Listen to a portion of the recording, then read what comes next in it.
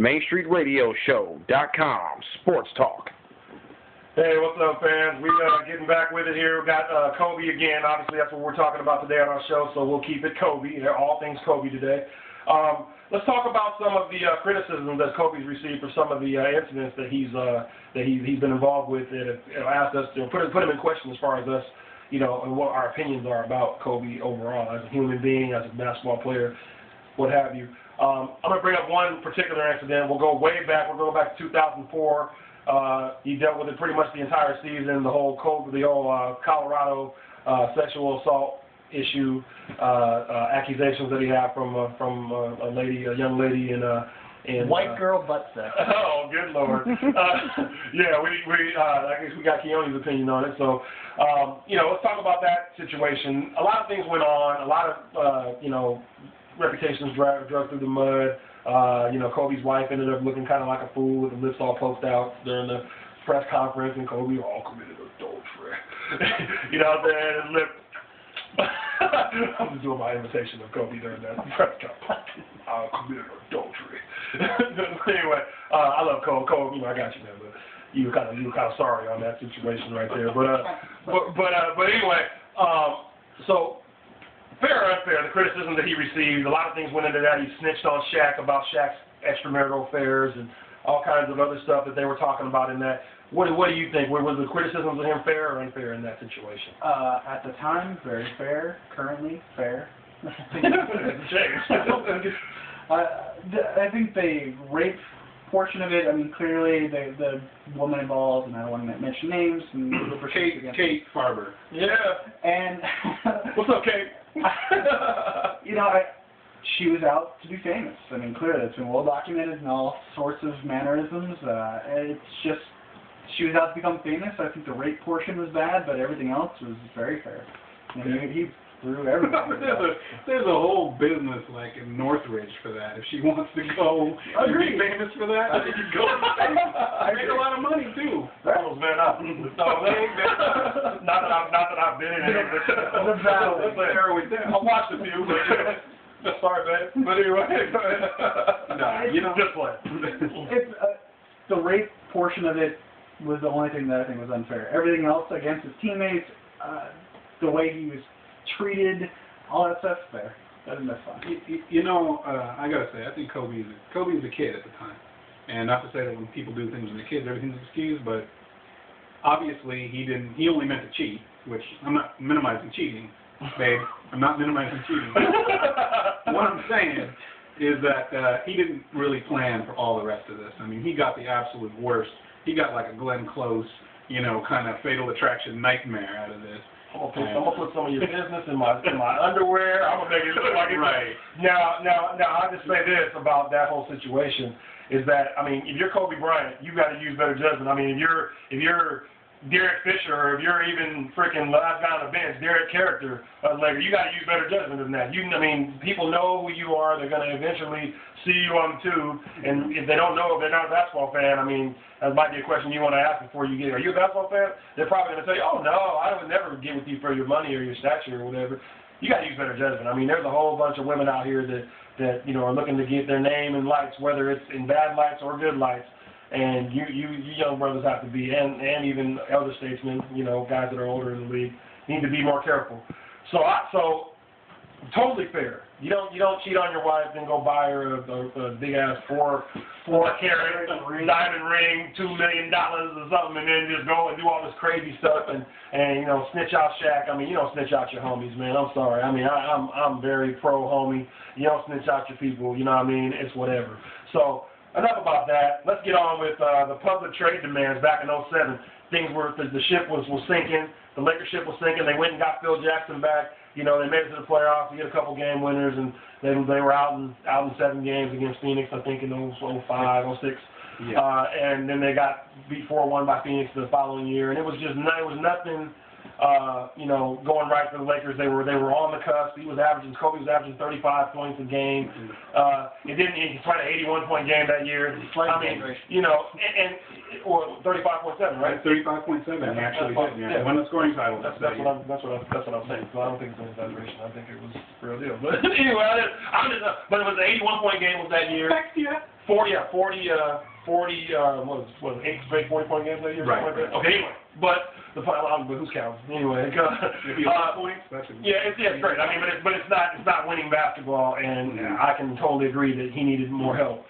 And nobody's won it by themselves. What does LeBron say that made me crack up? Rome wasn't built in a day, or something like that. I can't remember what he said. It was something with the heat thing. Yeah, the heat thing or whatever. I don't know. Anyway, the point is that he didn't have enough help to get him over the hump. So they went and got Gasol, and obviously you see where it's gone from there. He needed one or two more guys, and they did what they needed to do. But what did you think about the criticism of him? Because a lot of people called him a crybaby and told him, hey, still hold it against him. Still fair. Okay. And who was he dissing by complaining and asking for the things that he was asking for and the way he was doing it? Who was he crapping on, so to speak? I can think of one person in particular he was crapping on. On me as a Laker fan? Yeah. Right. Look, but I guess what I'm saying is Jerry Buss, the Buss family. Okay. They were doing everything that they could at the time. Mm-hmm. He asked for the team. Kobe wanted the team. Mm-hmm. Without a doubt. He was young, once again. Young people make dumb decisions and dumb decisions, excuse me. And he did, and he acted like it. It's a matter of, it's like part of the maturation process. Maturation process, okay. But then at the same time, Shaq had Kobe. Shaq had Eddie Jones. Shaq had a whole bunch of guys when it got going, and they were able to build something with that team. I don't think that Kobe had anybody other than Kwame Brown and Smush Parker in the starting lineup. And he's taking these guys. They're taking Phoenix to a 7th game in the first round. I mean, as a 7th seed. I don't. That's pretty impressive. I mean, even though it wasn't beautiful basketball, it was Kobe shooting a lot. It was volume shot. I'm not into that. I like sharing the basketball. I'm not impressed by that, and I'll tell you the reason why. Okay. Because if you got another guy on your team that is as capable as Shaq was, you try to work it out. He didn't have no teammates because Shaq just decided to leave. He had no teammates. He was partially complicit in the falling apart of that relationship. Okay. So Shaq, so it's not just incidental that he had no team. Well, the Rudy Tomjanovich year and all that. Yeah, I mean that's what he gets. I mean, I was kind of looking at it like that's what you get, dude. I mean, you did kind of crap on Shaq and tell him to basically be gone. And not to say that he was completely responsible for the trade, because I don't think he was. I think Buss is telling the truth when he says that he couldn't pay them both and he had to get rid of one of them. He's figured out a way to do it now, which kind of makes me think that maybe he was supposed to crap a little bit. But, at the same time, I think he did. I think at the time, he knew that it wasn't going to be worth it to continue to pay both of them at the clip that he was paying them if they weren't going to get along. So he made the choice, and obviously he made the right choice at that time. He had to make that choice. I just think that if he was put in the position of making the choice, he made the right choice. Wouldn't we agree or no? It depends on what he could have got back for Kobe. If I recall, in a couple of scenarios with Amari Stoudemire, a bunch of different things, Sean Marion, Amari Stoudemire. I think there was another guard that was inserted in there at some point. Joe Johnson, maybe, or he was on. I think Joe Johnson was on his way out to Atlanta. Yeah, but it was Barbosa. Mm. So there was something like that. It really depends. I mean, they got back Lamar Odom, Brian Grant in his contract. And Caron Butler. And they couldn't keep Butler. And they didn't want to keep Butler. Even though that Kobe was Kobe's too. Kobe wanted on that team. Kobe wanted him, and for whatever reason they couldn't keep him to stay. And he wanted to stay, but I think it was just a figures thing, and they weren't going to give him the money he wanted. Right. It was not that he could get someplace else. Right. He could have got what he ended up getting in Washington. Right. Which is he took the money. I mean, give him credit. I mean, you got to take the money. I mean, the money's on the table, you got to take it.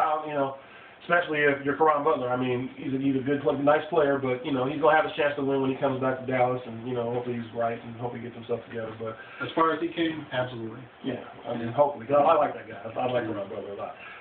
Okay, enough of that. Let's talk about the gay insensitive comments to gays or to homosexuals or. All right. I'm trying to be politically correct here as possible because we love our gay fans. Hey, man, gay pride all day, man. It's all good. Not for me, but, hey, I'm with you. You know what I'm saying? I'm with you. Not for me. Anyway, not for any of us for that matter. Even the man behind the camera. You know what I'm saying?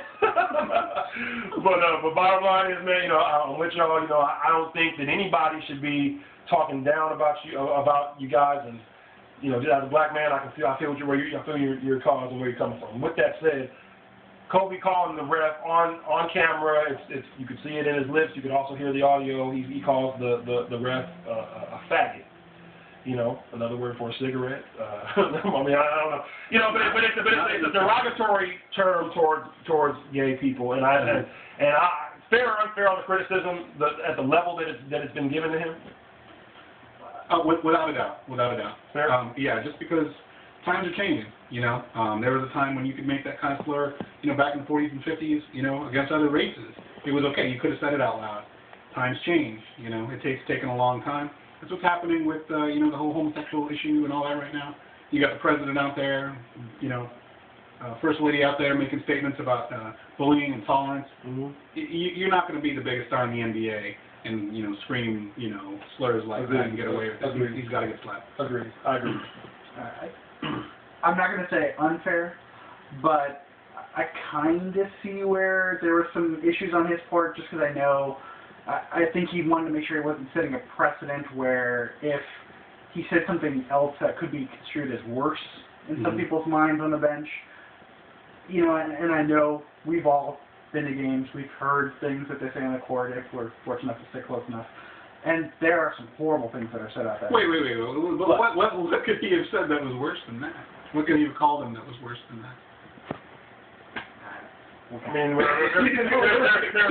are slurs for every, for every minority person type, however you want to say it. There's slurs for everybody. There's the N-word that's supposed to be, the N-word doesn't mean black, but it was something that was used in the times when black people were oppressed, and, we know the history, and to spare you of all that. The point is that I'm just saying, it's not something that if a white player was on the bench and the black ref called him for an offensive foul that he didn't agree with, and he said, you effing in, and blah, blah, blah, he would get in the same amount of trouble, probably worse. I would say worse.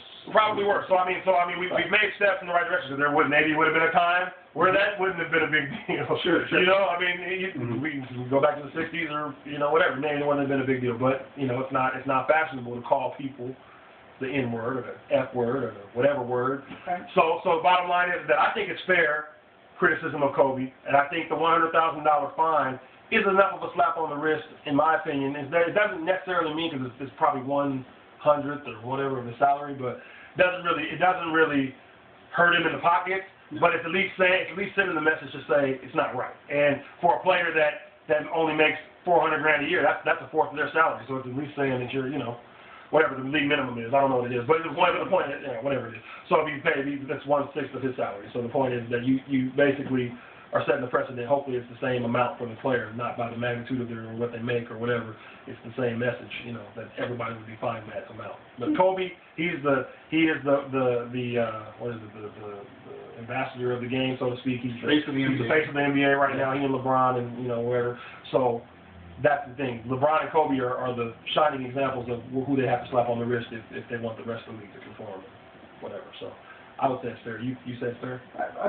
The penalty's fair.